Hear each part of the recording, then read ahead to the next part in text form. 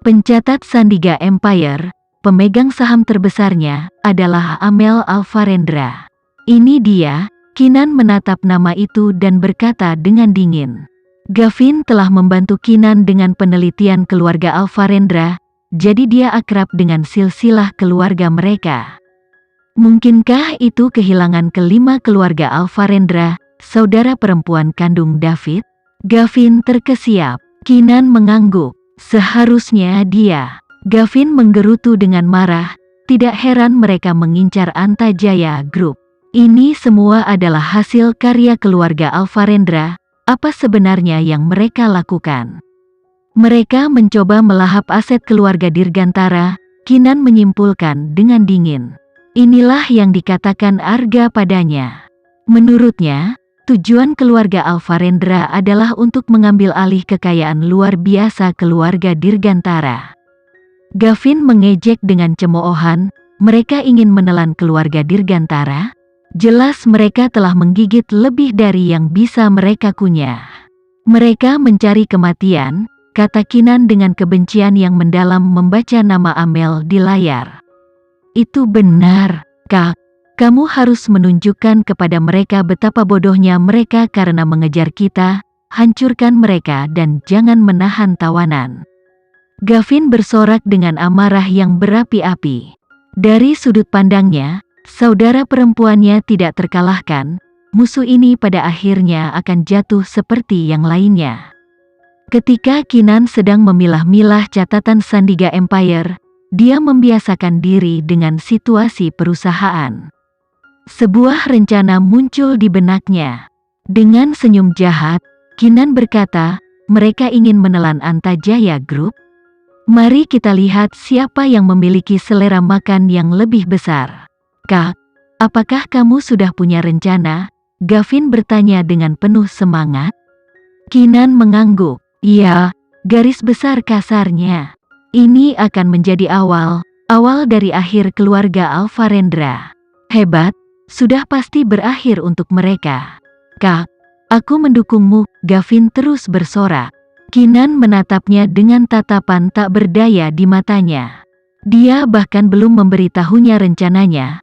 Mengapa dia begitu percaya padanya tanpa syarat? Adik laki-laki ini tidak memiliki apa-apa selain kekaguman buta padanya. Kinan begadang sepanjang malam untuk memeriksa semua detail dan mengatur rencananya. Yang mengejutkannya, lusa, 3 tamu mendadak tiba di rumah mereka. Ketika mereka membuat kedatangan mereka diketahui, Kinan masih di tempat tidur jadi Gavin yang membuka pintu. Gavin melihat dengan rasa ingin tahu pada 3 pria dan 1 gadis di luar pintu mereka dan bertanya, siapa yang kamu cari? Ketiga pria itu bertubuh besar, 1 orang Asia, setengah orang Asia, dan yang terakhir adalah orang asing berambut pirang. Gadis itu juga orang Asia. Gavin tidak tahu siapa mereka, tapi dia bisa merasakan kehadiran yang mereka bagikan. Itu adalah kehadiran kematian. Itu adalah kehadiran pembunuh profesional yang memerintah. Gavin rentan terhadap imajinasi liar sehingga pada saat itu, pikiran pertama yang muncul di benaknya adalah, ini adalah pembunuh dari keluarga Alvarendra. Bagaimanapun, David memiliki keberanian untuk meledakkan sepupunya. Apa itu pembunuhan? Karena itu, beberapa orang ini harus ada di sana untuk membunuh mereka. Kami. Wanita itu membuka mulutnya untuk berbicara ketika Gavin membanting pintu dan menguncinya. Kemudian, dia berlari ke atas dengan tergesa-gesa. Dia menerobos masuk ke kamar Kinan, meneriakkan pembunuhan berdarah. Kak, ini buruk, cepat panggil polisi. Kinan mengerutkan kening saat dia menggosok matanya yang buram. Apa yang terjadi? Gavin hampir menangis. Ada pembunuh di lantai bawah, keluarga Alvarendra menyewa pembunuh. Apa yang harus kita lakukan? Sudah terlambat untuk memanggil polisi sekarang. Mari kita mulai berteriak dan mudah-mudahan mendapatkan perhatian beberapa orang dan mungkin itu akan membuat mereka takut. Gavin segera bergegas ke jendela yang terbuka dan mencondongkan tubuh untuk berteriak. Tolong, ada pembunuh di sini. bantu kami." Kinan tertegun dan cemas. "Keluarga Alvarendra benar-benar menetapkan pembunuh pada kita? Tapi ini siang bolong." Pada saat yang sama, sekelompok individu yang baru saja dibanting pintu juga terkejut ketika mereka mendengar teriakan Gavin. Mereka berempat saling memandang, dengan pertanyaan yang sama di benak mereka.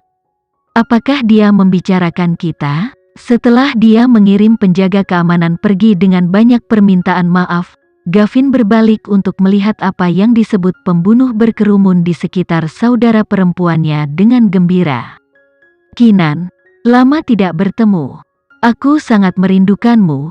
Jesse memandangnya dengan gembira di matanya, seperti dua teman lama yang bertemu setelah lama berpisah. "Kami semua sangat merindukanmu," tambah Sam. Richard terdiam, tetapi orang bisa melihat senyum menari di matanya. Karen yang berambut pirang berdiri di sudut dan tersenyum malu-malu. Kegembiraan di hati mereka setelah bertemu Kinan setelah sebulan tak terlukiskan. Mereka mungkin sudah lama tidak saling mengenal, tetapi hubungan yang bertahan dari banyak momen yang tak terlupakan itu akan selamanya terpatri di hati mereka. Kinan merasakan hal yang sama. Dia telah kehilangan perasaan bahagia untuk beberapa waktu, tetapi hari ini, dia memberikan senyuman yang langka.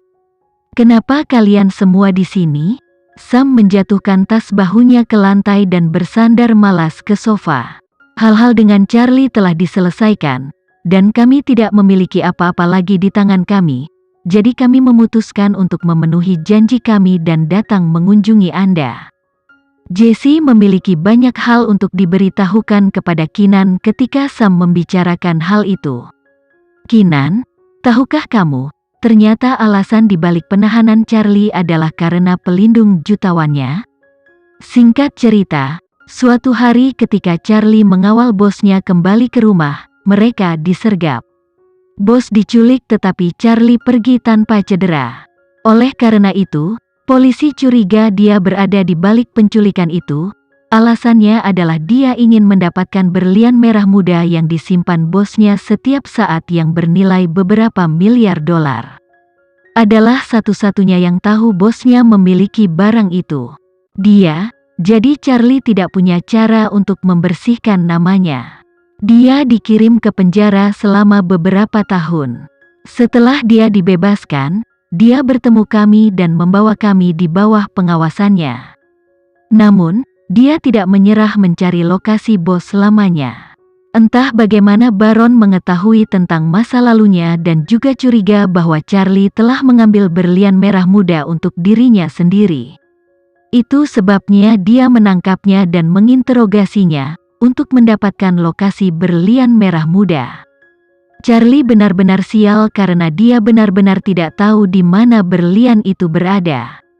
Dia disiksa tanpa alasan sama sekali. Syukurlah, setelah Philip menjadi presiden, Charlie datang kepadanya untuk meminta bantuan dan akhirnya kebenaran terungkap. "Tahukah kamu apa yang sebenarnya terjadi?"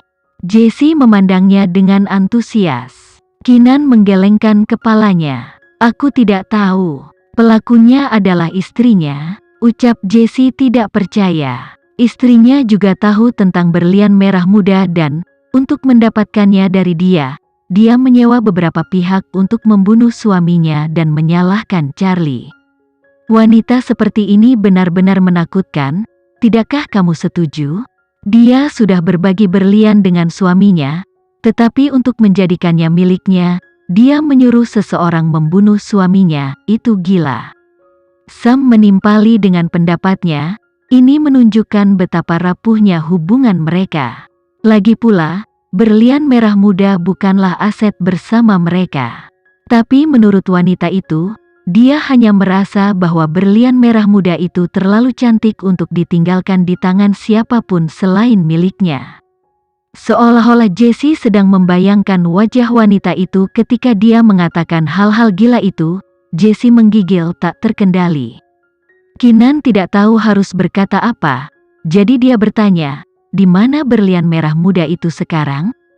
Jesse berkata dengan sukacita tanpa hambatan, Wanita itu tidak memiliki anak dan jutawan itu tidak memiliki kerabat dekat, jadi benda itu sekarang menjadi milik negara. Karen menyimpulkan sambil tersenyum, wanita itu melakukan semua itu untuk berlian, tetapi Charlie yang malang harus menderita karena histerianya. Sekian dulu ya video kali ini, kita lanjutkan lagi videonya di lain waktu.